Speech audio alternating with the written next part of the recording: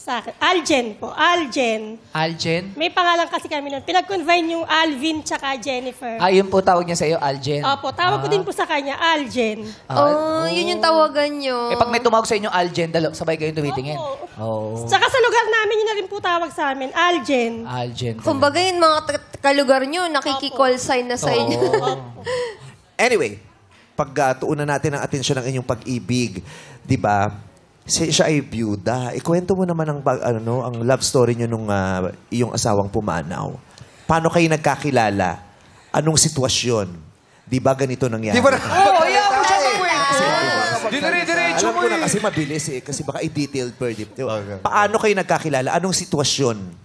Ano kasi yun, Ano? meme ba? Parang tatalakan mo ko Para ko nakabutas na nung na-ice tubig sa inyo nang di sinasadya. Ano lang yung meme ba yun sa amin, parang ano lang yung tawag doon? Di ba pinagtagpo kayo sa hindi inaasahang pagkakataon? Opo. Dahil ikaw ay merong kasintahan, tapos siya rin ay may kasintahan. Opo. Ikwento mo, anong nangyari to sa mga kasintahan? Ano po ba yung unang kasintahan nyo? Yung papa niya kasi po, merong naging girl, May other girlfriend. woman. Opo. Yun po yung unang ano nyo? Opo, yung papa po niya. Yung other woman niya, boyfriend niya, yung naging asawa ko po ngayon. Parang swap. Ganon. Yung daddy ni Bebe yung jowa niya dati, Naging nag-cheat. magsyota. Opo. Tapos yung girl nun, Opo. nung girl niya, nag-cheat din kasi may boyfriend din yun. Yung naging asawa ko po ngayon na pumanaw, nag-chat sa akin na bantayan ko daw po yung kinakasama ko.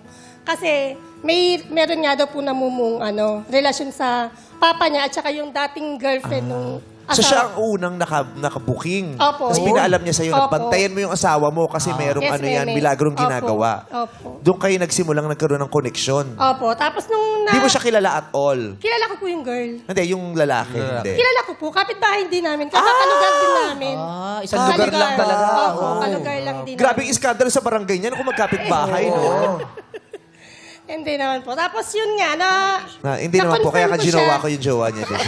Na-confirm ko siya sa text. Doon ko po na-confirm na totoong may relasyon nga yung tatay niya tsaka yung ex nung... Gano'ng kalapit yung mga bahay nila, yung kaluguyo ng asawa mo? Kabilang barangay lang Kabilang po. Kabilang Tapos alam nyo kung saan mismo yung nakatira? Opo, alam namin yung Tapos bahay. nakilala nyo yung babae, nakikita Opo. mo? Opo.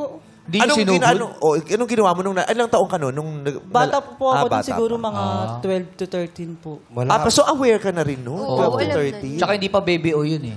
Iverson pa siya. Baka baby oil ka pa.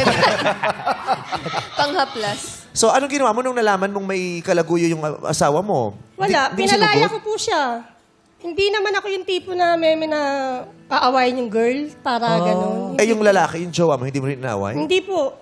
Pinapili ko siya. Pinili niya yung girl. Hindi ka nagalit? Hindi. Nasaktan nung una, syempre po, ganun. Pero, Hindi mo ba siya pinaglaban, mami? Hindi po. Kasi ako, pag ayaw ko na rin. Parang ganun. Nasaktan na siya eh. Di ba po? Ba't pagpipilitan mo pa yung taong ayaw na sa'yo? Tama. Di ba po?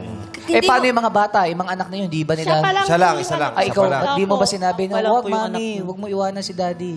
Ayusin nyo yan. Hindi ko po alam din sa kanya nung time na yun. Pero ikaw gusto mo na Hindi niya pa raw magstay pa? alam. 30 na siya nun eh. Pero hindi niya Hindi. pa raw aware. Ay, Hindi pa siya Ano aware. po yung kasi parang, nung time na po na yun, parang mahirap na rin po kasi kapag, syempre bata pa po ako nun at that time, tapos kumbaga papasok ka po sa ganitong sitwasyon.